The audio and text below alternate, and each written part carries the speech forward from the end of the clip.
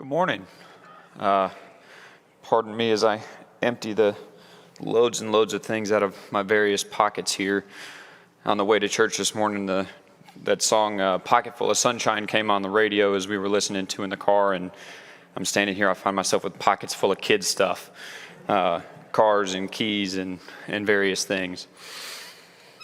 So we'll be picking up, continuing our study into the divided kingdom with class number 19. As you can see up here on the board, and as hopefully you read ahead to be prepared for class today, we'll be looking at chapters 9 and 10, the story of Jehu and his various exploits there. As usual, before we get started, we'll begin with a word of prayer. Lord, we pray that you help us to focus in here on this period of study, help us to learn a little bit something here from the story of Jehu and from the implications that come from it. We pray you help us to learn that you always follow through on your promises and you take care of your own. And in your Son's name, amen.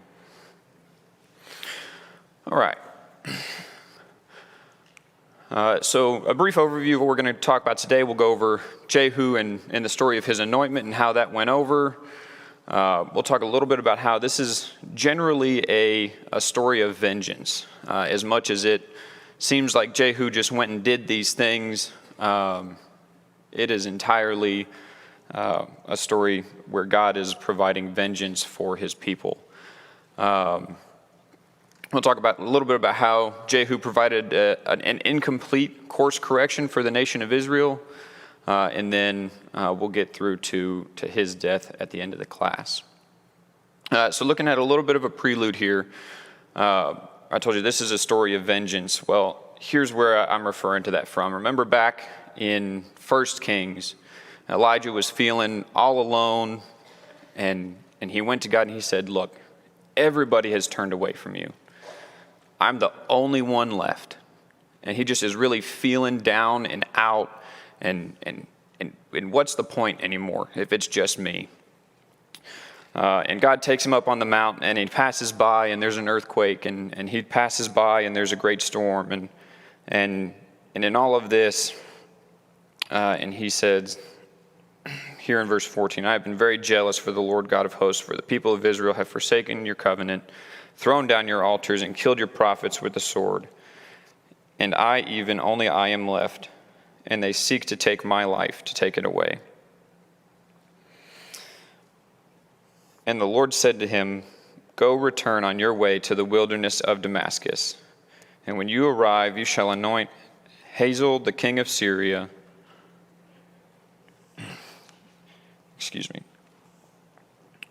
You shall anoint Hazael king over Syria. And Jehu, son of Nimshi, shall be anointed king over Israel. And Elisha, the son of Shaphat of Abel-Maholah, you shall anoint to be prophet in your place. And the one who escapes from the sword of Hazael shall Jehu put to death, and the one who escapes from the sword of Jehu shall Elisha put to death. Yet I will leave 7,000 in Israel, all of the knees that have not bowed to Baal, and every mouth that has not kissed him. So the Lord here is promising, don't worry, our people are going to be taken care of. We're going to get all of these enemies that are chasing after you are going to be taken care of. And so he points out three individuals here, Hazael to be king of Syria, Jehu to be king of Israel, and Elisha the prophet in his place, who are going to be the ones to take care of his enemies, to come in and say, don't worry, these three men are going to handle all of these problems. And so that's what we're going to be looking at coming through today, is how these three men interact in that story and those problems coming to be taken care of. All right. And so turning back here to 2 Kings, and we'll start the beginning of our chapter 9 here, is the story of how Jehu gets anointed. And so we'll read here verses 1 through 3. Then Elisha the prophet called one of the sons of the prophets and said to him, tie up your garments and take this flask of oil in your hand and go to Ramoth Gilead. And when you arrive, look there for Jehu, the son of Jehoshaphat, son of Nimshi. and go in and have him rise from among his fellows and lead him to an inner chamber. Then take the flask of oil and pour it on his head and say, 'Thus says the Lord, I anoint you king over Israel.' Then open the door and flee and do not linger." So right off the bat, we have Elisha doesn't go in person. He sends one of his servants, one of his, potentially a priest, one of the sons of the prophets, one of the men of God here to go do it in his stead. Why might he have sent somebody in his place instead of going on his own?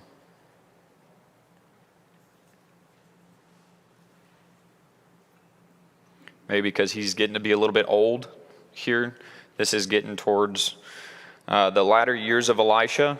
A lot of theory, it very much would not have been a safe thing to do, to go in and anoint a new king while a king is already in place. And then what I think may have been one of the bigger reasons is that Elisha is very well known at this point. And so there would have been very, very difficult for him to go anywhere in secret and do anything like this. It would have been, oh, Elisha went over there and talked to Jehu. I wonder what's going on with that, and immediately put a spotlight on a situation that kind of needed to start and have a chance to get on its feet. And so the servant goes in, he takes Jehu, a commander of the army who's seated with the other commanders, takes him into a back room and anoints him king. And they come out, and first thing is the other commanders say, "What was that all going on about? What's that madman doing talking to you?"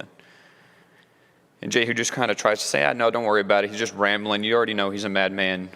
And they very obviously know something's up, and he tells them, "I've been anointed king over Israel." And again, why would he have wanted to hide this right away as a commander of the army being appointed king over Israel? Who have we seen in the past that was a commander of the army that stepped up and tried to take the place of king that it didn't work out too for?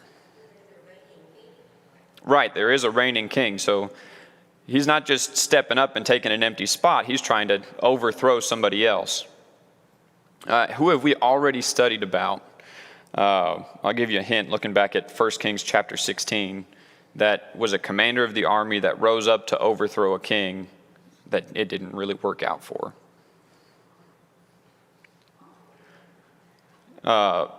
Zimri, and then the people put up Omri against him, right, but the same story there.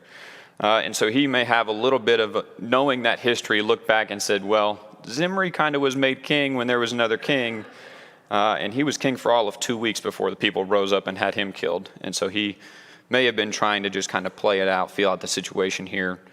But it all ends up working out. All the other captains immediately bend the knee and pledge themselves here to Jehu as the new king of Israel. All right, and so first thing Jehu does is when you're trying to make yourself king, or you've been told by God that you're going to be king, and there's already somebody in that position, what kind of has to happen? You have to get rid of the person that's currently sitting on the throne. And so at this time, Joram and Ahaziah are both in Jezreel.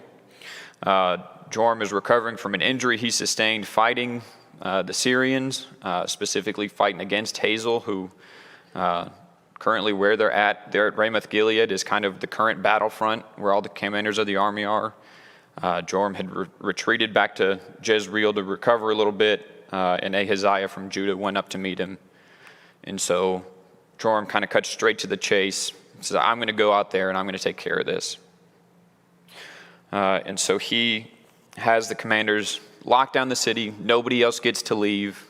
I need to go take care of this before word gets out and they have a chance to prepare for me. So as he rides out, heads out towards Jezreel, they see him and his company coming. And before they find out who he is, they say, look, there are mounted soldiers approaching the city. We need to find out what's going on. So they send out a messenger and they say, are you coming in peace? And Jehu kind of just says, don't worry about it, follow me. And so when the messenger doesn't go back to the city, they say, well, that didn't work, try again. And I think it's 3 messengers they end up sending out trying to say, hey, what's going on? Are you coming in peace? and they all follow Jehu before somebody notices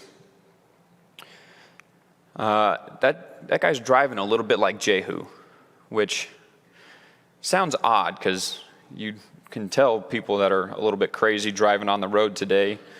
Well, I don't think this is exactly the kind of driving that they're saying they're identifying Jehu as. And we look here, and let me see, let me find the exact verse. In verse 20 of chapter 9 there. And again, the watchman reported, "He's reached them, but is not coming back. And the driving is like the driving of Jehu, son of Nimshi, for he drives furiously." Now, I really don't think this is talking about him having trouble keeping his chariot off the curb. I think this is much more so that he's known for driving with a purpose, getting behind his course of action and not taking any kind of delay, pushing hard to get towards his goal, which is not entirely, in my opinion, a bad thing to be known for, if they can notice him that far out for it. So here we've got a little map, and it's going to get a little bit crazy, so just bear with me here. Ramoth Gilead here on the left, my left, your right, is roughly where Jehu's starting out. And so he's going to head towards Jezreel to get Joram and Ahaziah. And they go through all that process, sending all the messengers. Well, then we see Joram and Ahaziah head out from Jezreel to meet him once they know this, who it is. And while they're out there, he doesn't really hide his agenda. He lets them know kind of up front, nope, your time is over, I've been appointed king. And so as they try to retreat back to the walls, he kills Joram, shoots him. And it's kind of a fun bit to read, but a bit gruesome here. So they meet up, and starting in verse 23, then Joram reined about and fled, saying to Ahaziah, "Treachery, O Ahaziah." And Jehu drew his bow and with full strength and shot Joram between the shoulders, so that the arrow pierced his heart, and he sank into his chariot. And so there's the end of Joram, dies there outside of Jezreel. Well, Ahaziah tries to retreat out to this city, Megiddo, and is pursued by Joram that way, where he is then again shot with a bow and killed there outside of the town Megiddo. We see here continuing through in verse 30, he returns to Jehu, then turns around and returns to Jezreel, and we have the story of the end of Jezebel that we'll talk about here for a bit. But so he kills Joram and then chases down Ahaziah, and then he goes back to the city where he killed Joram and he kills Jezebel. And so within the first day, or maybe the second day, depending on how long it took him to travel, he's taken out 3 monarchs. He was appointed just this morning or maybe just yesterday, and today he's killed 2 kings and a queen already. So he is driving furiously towards this goal that God has given him of wiping out the line of Ahab. But so let's take a second here to look at the story of Jezebel. So she does not go out to meet Jehu. She either can already tell or just knows that it's not a good sign. He's coming up. By now she probably knows that Joram is dead. Ahaziah, she probably knows that is dead. And so we'll pick up and we'll read this section here starting in verse 30. When Jehu came to Jezreel, Jezebel heard of it, and she painted her eyes and adorned her head and looked out the window. So she dolls herself up, tries to get ready, and then looks out from the safety, quote unquote, of her tower out the window to have this discussion with Jehu. And as Jehu entered the gate, she said, Is it peace, you Zimri, murderer of your master? There again, we get that call back to Zimri, who rose up and killed the king, and then, as we all know, was, as Sharon mentioned, and over here, Omri killed him. But again, she's trying to get into his head a little bit. Hey, you're just like Zimri. You rose up, killed your master, maybe trying to psych him out a little bit that it didn't work out for him. It might not work out so well for you. But Jehu doesn't really fall for it here. Continuing in verse 32. And then he lifted up his face to the window and said, "Who is on my side? Who?" And 2 or 3 eunuchs looked out at him, and he said, "Throw her down." So they threw her down, and some of her blood splattered on the wall and on the horses, and they trampled her. So we all know Jezebel is pretty much known as the standard for evil queen, if not the basis for all of the Disney adaptations and all of that. It serves to show that she probably didn't treat her servants all that well if they're ready to just throw her out the window at the first call for any kind of help. And so her servants there throw her out of her tower, and she dies there at the base of the Tower of Jezreel. And so we'll continue here in verse 34. Then he went in and he ate and drank, and he said, "See now to this cruel woman and bury her, for she is a king's daughter." But when they went to bury her, they found no more of her than the skull and the feet and the palms of her hands. And when they came back and told him, he said, "This is the word of the Lord, which he spoke by his servant Elijah the Tishbite. In the territory of Jezreel, the dogs shall eat the flesh of Jezebel, and the corpse of Jezebel shall be as dung on the face of the field in the territory of Jezreel, so that no one can say, 'This is Jezebel.'" And so we know that the servant throws her at the tower. Her wicked ways bite her in the butt here, not treating anybody well. And so then we see here this prophecy from Elijah from 1 Kings is fulfilled. And so that verse there, 1 Kings 21:23, and concerning Jezebel, the Lord spoke, saying, "The dogs shall eat Jezebel by the wall of Jezreel." So just as Elijah prophesied and was promised by the Lord, it takes place here that Jezebel has been removed, both from being queen and has been killed off. All right, so there's the 3 big murders or big dealings of Jehu. He takes out Joram, king of Israel, takes out Ahaziah, king of Judah, and then takes out Jezebel, queen of Israel. And so now here we start to get into chapter 10, and we see where he starts to get rid of the rest of the line of Ahab. And so we'll pick up here in chapter 10.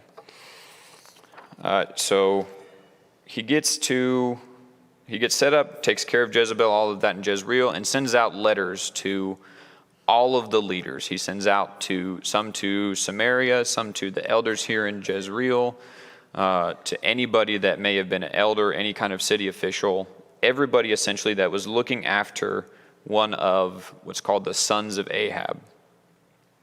And again, as mentioned a couple of classes ago, referring to someone as a son of Ahab doesn't necessarily mean that Ahab was his biological father, but more so that they're a descendant of that line of Ahab and part of that family. But so we find here that Ahab had 70 sons in Samaria.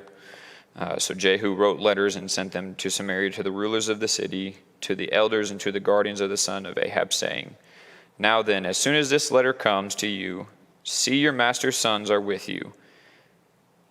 And they are with you chariots and horses, fortified cities also, and weapons. Select the best and the fittest of your master's sons, and set him on his father's throne, and fight for your master's house."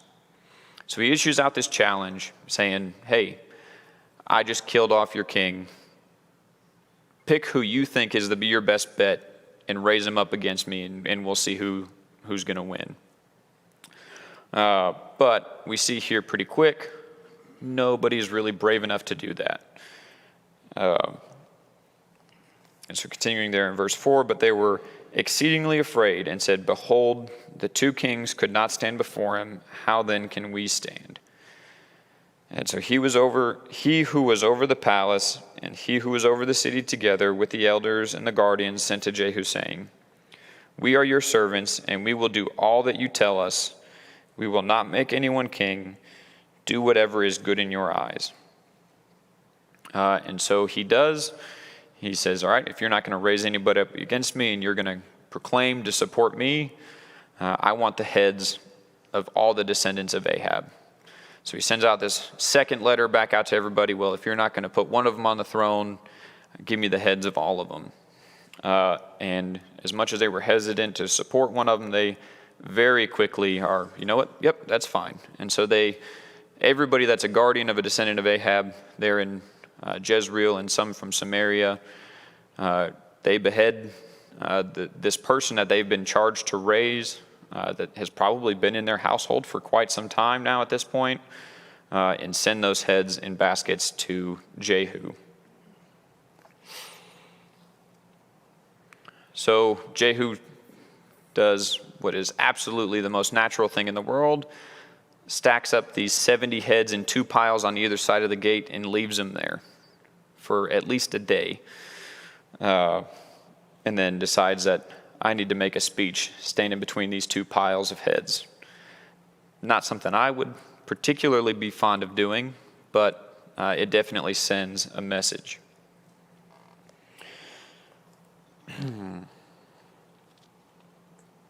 Let's pick up here, verse 8. And when the messengers came and told him, "They have brought the heads of the king's sons," he said, "Lay them in 2 heaps at the entrance of the gate until the morning." Then in the morning, when he went out, he stood and said to all the people, "You are innocent. It was I who conspired against my master and killed him. But who struck down these?"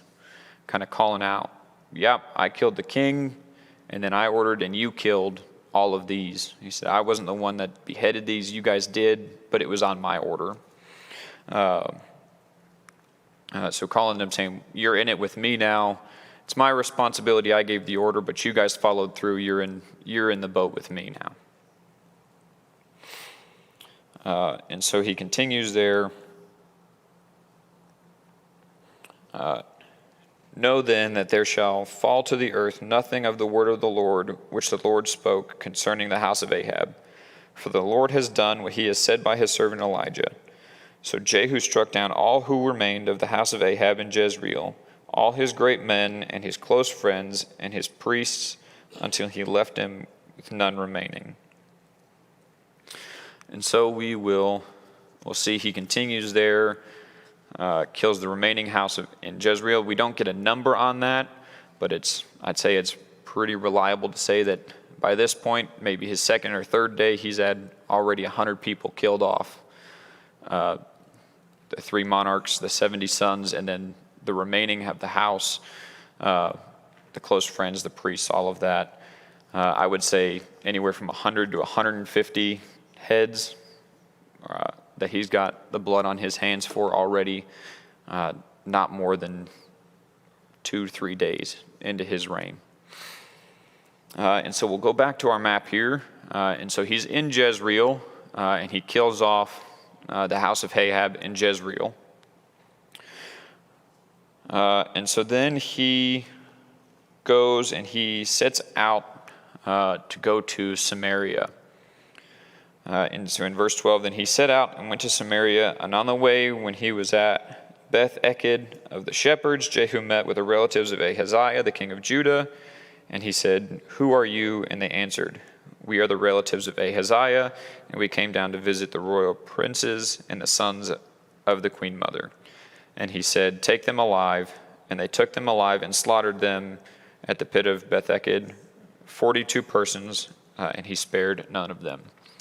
So there on his way to Samaria, doesn't even make it all the way to the next city before he kills another group of people, this time Ahaziah's family. So not directly in the house of Ahab, but they have kind of an indirect through marriage relationship there, as Athaliah was the daughter of Ahab, would have been the queen mother there that they're talking about. So then he continues on to go to Samaria, kills the remaining members of Ahab's house there, verses 15 through 17. We don't need to read that. Gets there, kills a bunch of people again, and then has, as we'll start reading here in verse 18 in just a second, an even bigger slaughter when he deals with all of the prophets and priests of Baal. And so we will spend here about the next 10, 15 minutes or so talking about his kind of that incomplete course correction that Jehu provides for the nation of Israel. He gets rid of Baal completely from Israel, but yet continues in the sin of Jeroboam there with the golden calves at Dan and Bethel. But first, let's read through this kind of a grand deception that he sets up for the prophets and the priests and the servants of Baal there in Samaria. And so back there, chapter 10, verse 18 is where we'll pick up. So then Jehu assembled all the people and said to them, Ahab served Baal a little, but Jehu will serve him much. Now therefore call to me all the prophets of Baal, all his worshippers, and all his priests. Let none be missing, for I have a great sacrifice to offer to Baal. Whoever is missing shall not live. But Jehu did it with cunning in order to destroy the worshippers of Baal. So he calls this grand deception. He goes as far as to say, you think Ahab did a lot? Ahab only did a little bit compared to what I'm going to do in service of Baal. Calls for this great sacred assembly, this mass gathering. Everybody has to be here in an attempt to try and get them all in one fell swoop. And Jehu ordered, sanctify a solemn assembly for Baal. So they proclaimed it, and Jehu sent throughout all Israel, and all the worshippers of Baal came, so that there was not a man left who did not come. And they entered the house of Baal, and the house of Baal was filled from one end to the other. And he said to him who was in charge of the wardrobe, bring out the vestments for all the worshippers of Baal. So he brought out the vestments for them, and then Jehu went into the house of Baal with Jehonadab, the son of Rechab, and he said to the worshippers of Baal, Search and see that there is no servant of the Lord here among you, but only worshippers of Baal. And they went out and they went in to offer sacrifices and burnt offerings. Now Jehu had stationed 80 men outside, and he said, The man who allows any of those whom I give into your hands to escape shall forfeit his life. And so as soon as he had made an end of the burnt offering, Jehu said to the guard and to the officers, Go in and strike them down. Let not a man escape. So then they put them to the sword, and the guard and the officers cast them out and went into the inner room of the house of Baal. And they brought out the pillar that was in the house of Baal and burned it. And they demolished the pillar of Baal and demolished the house of Baal and made it into a latrine to this day, into a garbage heap to this day. So he gathers every worshiper of Baal that's in the city. Must have been several hundred individuals here into this one big massive temple that Ahab had built to Baal. Sets the guard outside and says, when I tell you, you're going to go kill all of these followers of Baal. And if you let somebody escape, I'm killing you instead. And so they go in, they kill everybody, throw the bodies out, and then destroy the temple of Baal that Ahab had built. And so this is how I refer to that incomplete course correction. Ahab, or let's go all the way back, Jeroboam had set up the golden calf at Dan and Bethel, which was the sins of Jeroboam that all kings followed in after him in the north. And then Ahab, because of Jezebel, set up a great temple for Baal in the city of Samaria, and not only encouraged people to worship the Lord incorrectly, but then actively encouraged the worship of Baal instead. And so Jehu comes in completely eliminates the Baal portion. He kills all of the followers, all the prophets, all the priests. Anybody that had any claim to, I'm a worshiper, follower of Baal, is gone. Completely eliminates Baal from Israel. Burned the sacred pillars, tore down the temple stone by stone, and eliminates entirely. Verse 29 there, the next verse right after we stopped. Thus Jehu wiped out Baal from Israel. And so he comes in and he undoes all of this great evil that Ahab had introduced to the nation of Israel.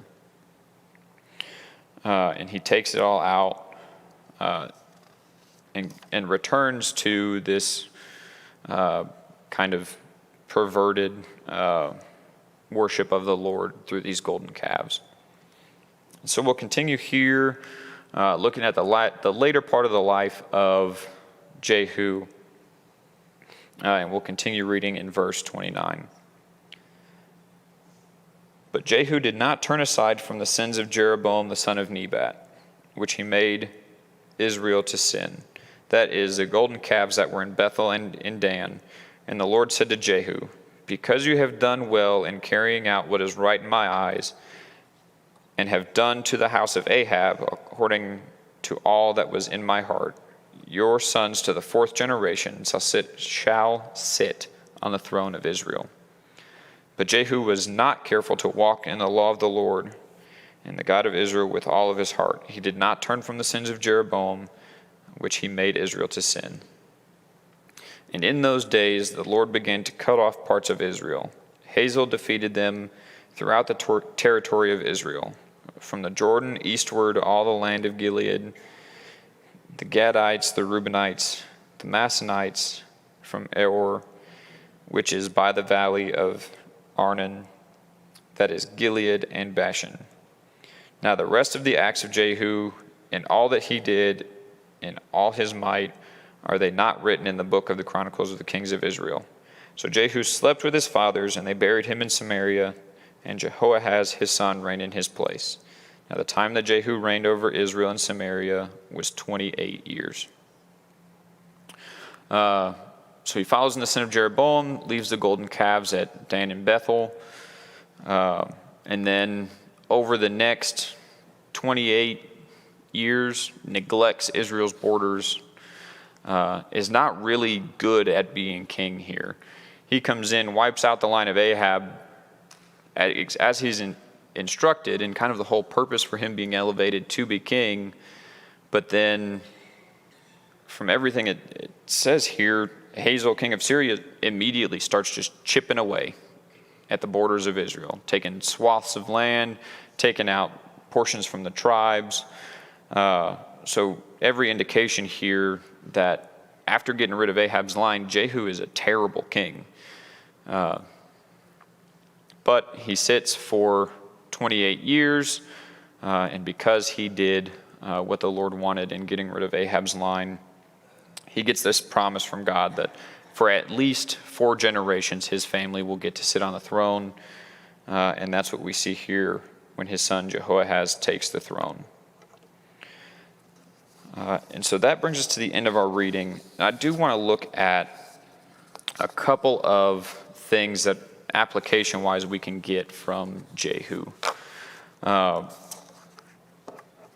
of the first things, and one of the things that struck me the most reading the story of Jehu, being as it is, there's not really a whole lot of meat on the bones here of this text. When you look at it, it's he went here and he killed this guy, and he went there and he killed that guy, and then he went back to this other place and he killed Jezebel, and then he killed several hundred people here and here and here and here. And that's really the whole story of Jehu. But the one thing about him that struck me kind of a lot deeper than I had anticipated was they recognized Jehu by his driving, for he drives furiously. And I look back and I try to think to myself, well, how often would somebody say, now there's a guy that actually buckles down and gets after what he set himself to?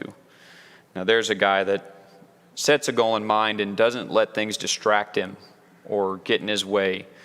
And honestly, that's not a thing that I could say I'm super great at. I have got a good bit of, ooh, that's shiny, or ooh, that's shiny. Sometimes I feel like a dog, and I just, squirrel, and we're gone.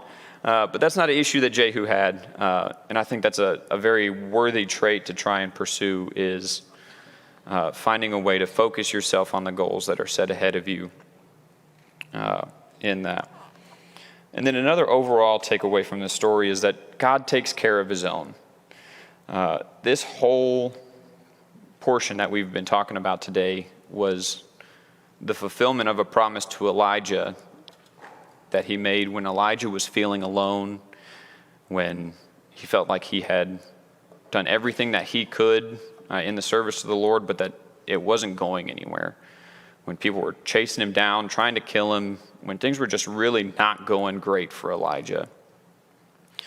And here, after Elijah's already gone, God still fulfills this promise that he made to him and says, these people were wrong to my followers. They treated Elijah like garbage, and Elijah did nothing but what I asked him to do. And so he comes through behind and he fulfills this promise, and he eliminates all of Elijah's enemies. And I find that personally very comforting. To read a story about a guy that just goes killing everybody and find comfort. If he's willing to do that for Elijah after he's already left this earth, how much is he willing to do for us when we need help? And for Naboth, that's right. I was kind of hoping somebody would catch that when I intentionally didn't read that specific part there. But the section of land where I think it's Joram is killed is the land of Naboth. So this thing that Naboth was killed over, that Ahab said, I want that. And that Jezebel said, well, just kill him and you can take it. Well, it ends up, justice is served on Naboth's land. So I'm glad that you noticed that. Thank you, Paul. I was hoping somebody would. But so down to the little individual people that are not consequential, or super consequential, I should say. God's going to take care of you.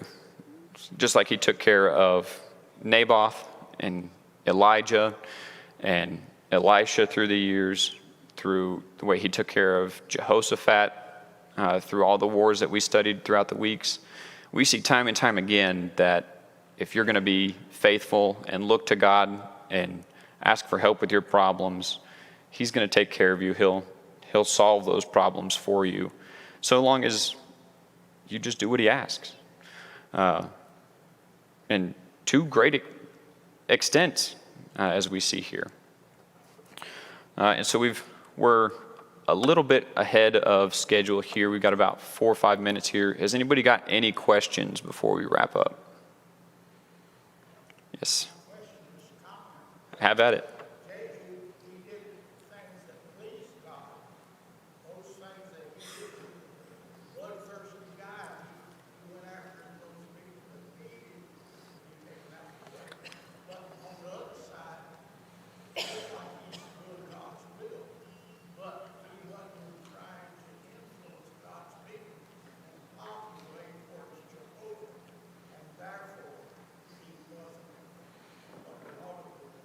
Right. Absolutely. And so Bobby's point was there that Jehu did God's will. All of this bloodbath that we just read about was what God wanted, was what God decided that Ahab's household deserved. But at the same time, while Jehu was doing what God wanted him to, he wasn't influencing the people to follow God. And so he was only halfway really doing what he should have been, where he should be doing what God asked and influencing the people to do the same. He only did exactly what he was told, instead of being the godly leader that he should have been in leading the people back. Good point.